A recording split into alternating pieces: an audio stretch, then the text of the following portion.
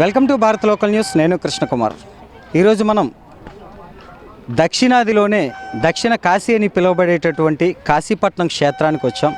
ఇక్కడ ఏదైతే కాశీలో శివాలయము, దాని ఎదురుగా శ్మశానము, దాని పక్కనే గంగానది ఉన్నట్లుగా ఇక్కడ కూడా శివాలయము, దాని ఎదురుగా శ్మశానము, దాని ఎదురుగానే నది, ఏదైతే గోస్తని నది ఉందో ఆ నది ప్రవహిస్తూ ఉంది. అలాగే ఈ క్షేత్రానికి దక్షిణ కాశీ అంటారు. అయితే ఇక్కడ విశేషంగా అత్యధికంగా శివుడు తన యొక్క మహిమని చూపించినటువంటి క్షేత్రమని, ఎవరైతే భక్తులు కోరికలు కోరుకుంటారో వారు కోరుకున్న కోరికను అతి త్వరలోనే నెరవేర్చినటువంటి సంఘటనలు చాలా ఉన్నాయని చాలా కథనాల ద్వారా మనం తెలుసుకోవటం జరిగింది. ఆ విశేషాలని మీకు అందించడం కోసం భారత్ లోకల్ టీవీ ఈరోజు కాశీపట్నం రావటం జరిగింది. అల్లూరి జిల్లాలో అనంతగిరి మండలం, అనంతగిరి కొండల్లో అద్భుత కాశీ క్షేత్రం. మీరు వింటున్నది నిజమే. విశాఖ అరకులోయ దారిలో ఉన్న కాశీపట్నం ఒక అద్భుత క్షేత్రం. అక్కడ శివుడు కనిపిస్తాడు, వినిపిస్తాడు. ఏకంగా గుడినే తనలో దాచుకున్న ఆ చెట్టు జగన్మాత గర్భగుడిలో చిన్న కొడుకైన శివయ్యని పొదుపుకున్నట్టు ఉంటుంది. తన వాహనమైన నందిపై కాలెత్తిన వాడి కళ్ళు పోయేంత కోపం, తనని ప్రేమతో పూజించే భక్తులను ఆప్యాయతతో ఆశీర్వదించే దైవం. కాశీ తరువాత అలాంటి ప్రకృతి పోలికలు కలిగిన పుణ్యక్షేత్రం ఈ కాశీపట్నం. మీరు చూడలేదా? అయితే ఇప్పుడే చూడండి భారత్ లోకల్లో. అయితే ఇక్కడ కొంతమంది స్థానికులు ఉన్నారు. వారిని అడిగి తెలుసుకుందాం ఈ గుడి యొక్క చరిత్ర ఏంటి, విశిష్టత ఏంటి అనే విషయాన్ని వారిని అడిగి తెలుసుకునే ప్రయత్నం చేద్దాం. అయ్యా నమస్తే అండి. అయ్యా మీ పేరండి? నా పేరు సుబ్బారావు, మాది గౌరీపురం అండి. అయ్యా ముందుగా ఈ గుడి ఏదైతే ఉందో దీని యొక్క చరిత్ర ఏంటి? చరిత్ర అంటే పూర్వం రాజులు తాలూకది వేటకుచ్చి రాజుగారు ఈ ప్లేస్ని పరిశీలించి స్వామివారిని చూశారు. స్వప్నంలో కనబడ్డారో లేకపోతే ఏదో రకంగా ఆయనకి ఇండికేషన్ వచ్చి చూశారు. చూసిన తర్వాత శివాలయం కట్టించారండి. కట్టించిన కాంచి అప్పటి నుంచి అంటే ఇంచుమించు 600 పైబడే ఉంటుందండి. అంటే ఈ చెట్టు కాండం చూస్తేనే అర్థం అవుతుంది. మొన్న ఉదుత్ తుఫాను కూడా ఒక ఆకు రాలేదు, అన్ని చెట్లు పడిపోయినాయి, అంత పవర్ఫుల్. ఉత్తరం వాహిని నది, నెక్స్ట్ ఆగ్నేయంలోని శ్మశానం ఉంది.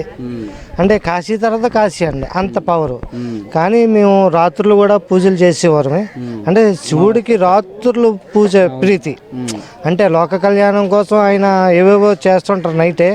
ఆయనకి శాంతింపజేయడానికి నైట్ పూజ చేస్తేనే ఆయనకి ప్రీతికరం. అలాగే నైట్ చేస్తుంటే ఎన్నో విచిత్రాలు మేము చూసాం.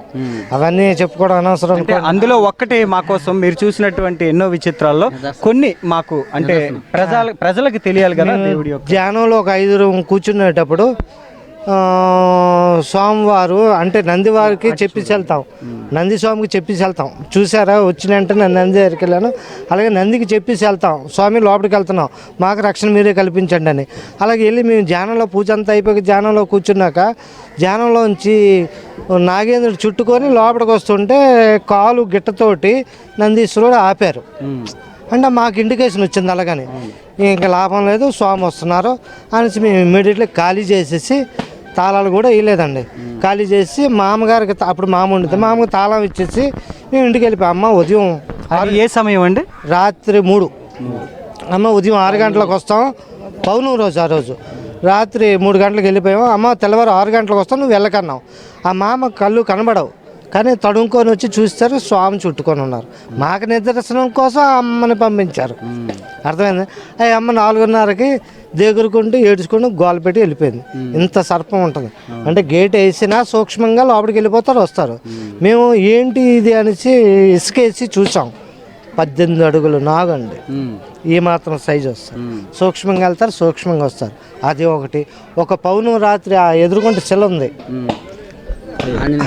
అది ఆంజనేయ రూపం కనబడుతుంది. ఒక మునీషుడు ఈ చెట్టుగా చూస్తున్నట్టు ఉంటుంది. హాఫ్ ఫేస్ మాట అండి ఇలా చూస్తే. ఆ స్వామి దగ్గర కొండ మీద అంతా పండు వెన్నెలాగా జ్యోతులు వెలిగాయి, 1 కోటి జ్యోతులు పైన చూసాం. అది ఎన్నాళ్ళ క్రితం అండి? ఇది ఒక 6 సంవత్సరాలు అవుతుంది. ఆ తర్వాత ఒక అమావాస్య పూజకి నైటు ఒక స్వామి కొండల నుంచి వచ్చానన్నారు. అప్పుడు రాజులమ్మ గారు ఉండేవారు ఇక్కడ. ఆ స్వామి వచ్చి అక్కడ చీకట్లో పడుకున్నారు. ఆ చీకట్లో పడుకొని స్వామి ప్రసాదం తీసుకోండి అంటే కడుపు నిండిపోయిన స్వామి అన్నారు. అంటే మాకు కూర్చున్న వాళ్ళందరూ మాయకి అమ్మిస్తుందండి. యాక్చువల్గా మేము ఎవరో డ్రింక్ చేసి వచ్చి పడుకున్నారేమో అని అనుకున్నాం. యాక్చువల్గా అయిందండి. అప్పుడు ఎస్కోట్లో సిటీ కేబుల్ నాయుడు గారే చూశారు ఆయన్ని వాస్తవానికి. అప్పుడు గురుగారు ఆయన పంచామృతం కూడా తీసుకుంటున్నాను అంటే ప్రసాదమైనా తినమండి, మీరైనా చెప్పండి అంటే నేను చెప్పాను. స్వామి కొద్దిగా ఏదో ఒకటి తీసుకోండి, నేను ఆయన కడుపు నిండిపోయింది ఆయన అన్నారు. మేము ప్రసాదాలు తింటున్నామండి. ఈలోపు అక్కడికి వెళ్ళారు, అంతర్ధానం అయిపోయారు. కనిపించకుండా పోయారు అక్కడికేనండి, కొంత దూరం వెళ్ళి. అలాగే అయ్యా, ఇప్పుడు మనం ఈ చెట్టు ఏదైతే ఉందో ఈ స్వయంభూ లింగం చుట్టూ ఈ చెట్లు ఎలా ఏర్పడ్డాయి? ప్రకృతి మాత ఒడిలో అయ్యవారు ఉన్నారండి. ఇంకా చెప్పండి, మీరు గడిదారికి వెళ్ళి నైట్ టైం చూస్తే శ్రీ ఆకారం కనబడుతుంది. కావాలంటే మీరు ఎవరైనా చూసుకోవచ్చు. ఒకటండి, ఇక్కడ భగవంతుడు ఉన్నాడని నిదర్శనానికి ఏ ఒక్కరు వచ్చి కూర్చున్నా నేను ఒక్కడిని కూర్చుంటాను. జనరల్గా చెప్తాను, భగవంతుడు ఉన్నాడని నిరూపిస్తాను. ఎవరైనా నాస్తికులైనా సరే వచ్చి లేదు అంటే నేను ప్రూఫ్ చేస్తాను. అంతకంటే నిదర్శనం ఏంటండి ఆ స్వామి దయ. అలాగే ఇక్కడ ఇంకొక ఆయన ఉన్నారు. ఆయన ఇప్పుడే 108 కొబ్బరికాయలని స్వామివారికి సమర్పించడం జరిగింది. ఇలాగే ప్రతి సంవత్సరం కూడా మేము ఈ పద్ధతిని పాటిస్తూ ఉంటామని చెప్తున్నారు. ఆయన అడిగి తెలుసుకుందాం. అయ్యా, ఇలా చేయటం వల్ల మీకు ఏంటి, అంటే ఎందుకు ఇలా చేస్తున్నారు? అంటే మనకు సుఖ సంతోషాలు కలగాలన్నా, మనకు కోరికలు నెరవేరాలన్నా తనతో మేము చెప్పుకుంటాం, జరుగుతాయి అన్నమాట. మీరు ఇది ఎన్నాళ్ళ నుంచి ప్రారంభించారండి? మేము 94 నుంచి ఇక్కడ వచ్చాం. కాశీపట్నం మేము స్థానికులమే. ఇక్కడ అప్పటి నుంచి కూడా ప్రతి శివరాత్రికి మేము కొడతాం. అంటే ప్రతి శివరాత్రికి ఈ శివాలయం దగ్గరికి వచ్చి కొబ్బరికాయలు కొట్టాలి అనే ఆలోచన మీకు ఎందుకు వచ్చింది? అంటే మీరు అనుకున్నది ఏదైనా అనుకున్నది జరుగుతున్నాయి కాబట్టి మేము చేస్తున్నారు. మీ పేరండి? నాగేశ్వరరావు గారు. చూశారు కదండి, స్థానికంగా ఉన్నటువంటి చరిత్ర అయితే సుబ్బారావు గారు చెప్పడం జరిగింది. అలాగే నాగేశ్వరరావు గారు తమ నమ్మకం, ప్రతి సంవత్సరం కూడా తాము అనుకున్న ప్రతి పని జరుగుతోంది ఈ శివాలయం వద్ద అని నాగేశ్వరరావు గారు అయితే తెలియజేయడం జరిగింది. అయితే ఇక్కడ ఒక మహిళ ఉన్నారు. ఆ మహిళ ఇక్కడ జరిగినటువంటి కొన్ని వింతల్ని ఆమె చూడటం జరిగింది. అందులో ఒక వింతని ఆమె మనతో పంచుకోవాలనుకుంటున్నారు. అసలు ఏం జరిగిందమ్మా, మీరు చెప్పాలనుకుంటున్న విషయం? ఇక్కడ సేవ చేసేది ముసలమ్మ, కడుగులో ముగ్గులే పెట్టేది. అయితే దాని కొడుకుండేవాడు వెనకతల ఆడికి చాలా పొగరు ఎక్కువ. అడుక్కుండేవాడు ఇక్కడే, ఆ ముసలిది ఇక్కడే డబ్బులు తీసుకునేది అందరి దగ్గర. అయితే ఏటి దేవుడు అందరూ ఇక్కడ ఇదవుతున్నారని నందిని కాలుతో తన్నాడు. నందిని తనేసరికి వెంటనే కళ్ళు కనిపించలేదు ఆవిడకి, అదో అబ్బాయికి కళ్ళు పోయాయి రెండుని. కొన్నాళ్ళు అయిపోయాక చనిపోయాడు. తన్నిన మరుసటి రోజే ఆయనకి వెంటనే కళ్ళు కనిపించలేదు ఆడికి. చూశారు కదండి, ఏదైతే ఇక్కడ సేవ చేసుకున్నటువంటి ఒక ముసలి ఆమె వాళ్ళ అబ్బాయి తను మద్యం సేవించి వచ్చి ఇక్కడ ఉన్నటువంటి నందిని కాలితో తనడం వల్ల పూర్తిగా ఆయన కళ్ళు ఆ క్షణమే కనిపించడం మానేశాయి. కొద్ది కాలానికి ఆయన మరణించడం జరిగింది అని చెప్పి ఈమె చెప్తున్నారు. అమ్మ, మీ పేరు? అన్నపూర్ణదేవి గారు అయితే మనతో చెప్పడం జరిగింది ఇలాంటి విషయాన్ని. అలాగే ఇక్కడికి మనం చూసుకున్నట్టయితే చాలామంది భక్తులు ఈ క్షేత్రాన్ని దర్శనానికి అయితే వచ్చారు శివరాత్రి సందర్భంగా. ఇక్కడ కొంతమంది భక్తులు కూడా ఉన్నారు. వారిని అడిగి తెలుసుకుందాం ఈ క్షేత్రానికి సంబంధించి వారికి తెలిసినటువంటి విశిష్టతలు ఏమిటి, ఈ క్షేత్రానికి వారు ఎన్నాళ్ళ నుంచి దర్శించుకుంటున్నారు అనేది కూడా వారిని అడిగి తెలుసుకుందాం. అమ్మ, నమస్కారం. నమస్తే అమ్మ, మీ పేరు? ఈశ్వరమ్మ అండి. మీరు ఎక్కడి నుంచి వచ్చారమ్మా? రాపకొండ నుంచి వచ్చామండి. అంటే విశాఖపట్నం నుంచి? విశాఖపట్నం నుంచి వచ్చామండి. అమ్మ, మీరు ఎన్నాళ్ళ నుంచి ఈ గుడిని దర్శనం చేసుకుంటున్నారు? అందరు 2 సార్లు వచ్చానండి నేను. చాలా మంది చెప్తూ ఉండగాను చాలా బాగుంది, అనుకున్న కోరికలు తీరుతాయి, చాలా బాగుందండి. అయితే ఆ దేవాలయానికి సంబంధించినటువంటి సాధారణంగా ఈ గుడిలో అర్చకులు నిత్యం ఉండరు. ఇటువంటి ఏదైతే పవిత్ర దినాలు ఉంటాయో ఇటువంటి రోజుల్లో మాత్రమే ఆ దేవాలయానికి అర్చకులు రావటం జరుగుతుంది. అలా వచ్చినటువంటి అర్చకులు ఇక్కడ ఉన్నారు. వారిని అడిగి ఈ గుడి యొక్క విశిష్టతను అయితే మనం తెలుసుకునే ప్రయత్నం చేద్దాం. అయ్యా, చెప్పండి, ఈ గుడి కట్టి ఎన్నాళ్ళు అవుతుంది? ఈ గుడి కట్టి 500 సంవత్సరాల పైన అవుతుందండి. ఇది స్వయంగా వెలిసింది శివలింగం. ఇక్కడికి ఎంతోమంది వస్తుంటారు భక్తులు. ఇది ప్రధాన రహదారి కావడం వల్ల చాలామంది ఎక్కువ మంది వస్తుంటారు. ఇక్కడ ఏంటంటే ఈ స్వయంగా వేసిన స్వామివారు చాలా విశ్వవిష్టత పొంది ఉన్నారు. వీళ్ళు కోరిన కోరికలు తీరుస్తారని ఇక్కడ స్థానికులు నమ్మకం, బలంగా నమ్ముతారు. అందుకే ఇక్కడ మీరు ఏటి ఒడ్డున వెలిసిన శివలింగం కాబట్టి మీకు పిక్నిక్ వచ్చేవారు కానివ్వండి, మామూలు సరదాగా వచ్చిన వారు కానివ్వండి, ఆ ఏట్లో స్నానం చేసి స్వామివారి తీర్థప్రసాదం తీసుకుని ఆయనకి గౌరవించుకుని నమస్కారం చేసుకుని వెళ్తుంటారండి. అంటే అయ్యా, ఇప్పుడు ఇది కాశీతో సమానమైన క్షేత్రం అని అంటారు చాలామంది. ఎందువల్ల? ఇది కాశీతో సమానమైన క్షేత్రం అంటే ఏటి ఒడ్డున ఉన్న శివాలయాలు చాలా తక్కువ అండి. అందులోని ఇది స్వయంభుగా వెలిసిన శివలింగము మరియు ఏటి ఒడ్డున ఉండడం వల్ల దీనికి విశిష్ట కలిగి ఉంది. అంటే ఈ కాశీతో ఇది సమానం అండి. చాలా మంది కూడా ఇక్కడికి వచ్చి వాళ్ళ పుణ్యకారాలు చేసుకుని ఎటువంటి కార్యక్రమం అయినా ఇక్కడ ఏటి ఒడ్డుని చేసుకుని ఇక్కడికి వచ్చి స్వామివారిని దర్శించుకుని వెళ్ళడం ఆచారం, ఇక్కడ ఆచారం. అలాగే ఇక్కడ శ్మశానం కూడా దగ్గరలోనే ఉంది. శ్మశానము మరియు ఏదైతే ఏరు అలాగే ఇది ఉంది. ఇంకొకటి ఏంటంటే ఇక్కడ గంగా నది ఏ విధంగా అయితే ప్రవహిస్తుందో అదే విధంగా గోస్తని నది కూడా ప్రవహిస్తుంది అని చెప్పి కొంతమంది చెప్పగా మేము విన్నాం. అది ఎంతవరకు నిజం? అవును స్వామి శ్మశానేశ్వరుడు. ఇక్కడ శ్మశానం కూడా దగ్గరలోనే ఉంది. ఇక్కడ అలాగే ఏరు కూడా శాశ్వతంగా ఏర్పడిన ఏరు ఇది. ఇది ఎన్నో పురాతన కాలం దగ్గర నుంచి ఆ ఏరు ప్రవేశిస్తుంది. మీరు ఎండాకాలం వచ్చినా వర్షాకాలం వచ్చినా ఎటువంటి కాలంలో వచ్చినా ఏట్లో నీరు స్వచ్ఛంగా ఉంటుందండి. ఏట్లో నీళ్ళు తాగినంత పవిత్రంగా ఉంటాయి నీళ్లు కూడా. ఇక్కడ గోస్తని నది ఉంది, ఇక్కడ ఏటి ఒడ్డు కూడా ఉంది. అలాగే మీరు అక్కడ ఏట్లో స్నానం ఆచరించి తెల్లవారి వచ్చి స్వామివారి కోరుకుంటే ఎటువంటి కోరికైనా స్వామివారు తీరుస్తారని అపారమైన నమ్మకం అండి ఇక్కడ. అయితే ఒకటండి, ఈ గుడి ఇంత విశిష్టత చెందింది కదా, దీనికి ప్రభుత్వం నుంచి ఎటువంటి సహకారాలు ఉన్నాయి? ప్రస్తుతం అయితే ప్రభుత్వం నుంచి సహకారం అయితే ప్రజెంట్ లేదండి. ఇంకా దేవాదాయ శాఖ ఏం లేదు. మనకి ఇక్కడ కమిటీ వాళ్ళు ఎవరైతే ఉన్నారో వాళ్ళే దీని మంచి చెడ్డలు బాగోగులు అన్నీ కూడా చూస్తున్నారు దగ్గరుండి. ఆ ఈశ్వరుడు కటాక్ష దయ వల్ల కమిటీ వాళ్ళు చల్లగా ఉండాలి. తర్వాత అండి, ఈ గుడి యొక్క చరిత్ర ఏంటి? ఈ గుడి యొక్క చరిత్ర అంటే ఇది స్వయంగా వెలిసిన లింగం అండి. 500 సంవత్సరాల క్రితం నుంచి కూడా ఈ లింగం ఇక్కడే ఉంది. ఎవరు ప్రతిష్ఠించారో కూడా ఎవరికీ తెలియదు. అంత పురాతనమైన ఆలయం అండి ఇది. అయితే ఈ కాశీపట్నానికి వచ్చినటువంటి కొంతమంది భక్తులు అయితే ఇక్కడ ఉన్నారు. వారు ఇప్పుడే ఈ గంగమ్మ తల్లికి, నదీమ తల్లికి పూజ చేయడాన్ని మనం చూసాము. అసలు ఇలా ఎందుకు చేస్తున్నారు, వీరు ఎక్కడి నుంచి వచ్చారు, ఈ కాశీపట్నంకి సంబంధించినటువంటి విశేషాలు వీరికి ఏమన్నా తెలుసా అనేది వీరినైతే కనుక్కునే ప్రయత్నం చేద్దాం. అమ్మ నమస్కారం. అమ్మ మీ పేరమ్మా? నా పేరు అమ్మాజీ అండి. వేపగుంట అంటే విశాఖపట్నం. అది దుర్గాదేవిపేటం వేపగుంటలోనే. మేము దగ్గర 20 సంవత్సరాలు బట్టి పీట ఉంది. ప్రత్యేకించి చాలా ఇదిగా ఉంది. ఎప్పుడు కూడా ప్రతి సంవత్సరం బెత్తం అది అన్నీ పట్టుకొని సింహాచలం అలాగే ఎక్కడ నదులు ఉన్నాయనుకుంటే అక్కడికి వెళ్ళి ఒక 3 నదులు 5 నదులు స్నానం చేయడం అలవాటు బాగానే.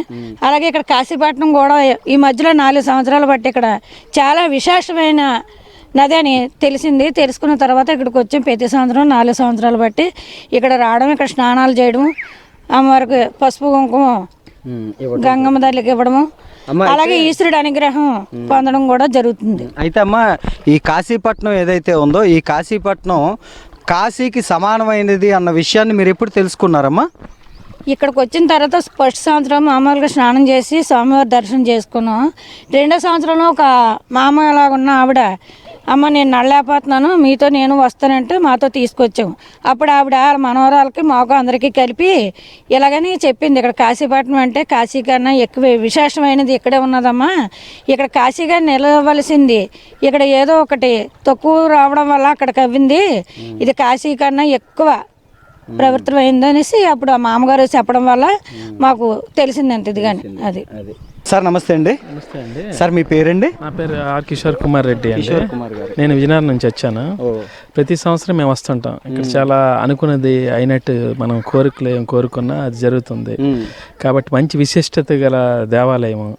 చెట్టు చూడడానికి ఇది చాలా డిఫరెంట్గా ఉంటుంది. ఇది మామూలుగా అన్ని గుళ్ళుగా కాకుండా చెట్టు త్వరల నుంచి వస్తుంటుంది అనమాట ఈ లింగం అనేది. ఇక్కడ పూర్వీకుల నుంచి ఇచ్చేసుకుంటూ వస్తున్నారు.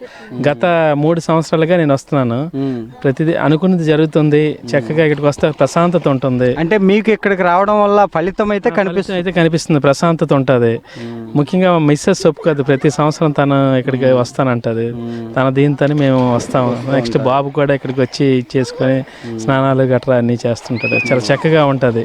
చాలా విశిష్టంగా ఉంటుంది. ఒక ప్రశాంతత అనేది లభిస్తుంది. ఈ చుట్టుపక్కల వాతావరణం అంతా చూడడానికి చాలా చక్కగా ఉంటుంది. ఈ కొండలు, ఈ చెట్లు, ఈ వాతావరణం, ఇటువంటి వాతావరణం మనకి ఎక్కడా దొరకదు. రాను ఉన్నదే రోజుల్లోని అంత పొల్యూషన్తో నాశనం అయిపోతుంది.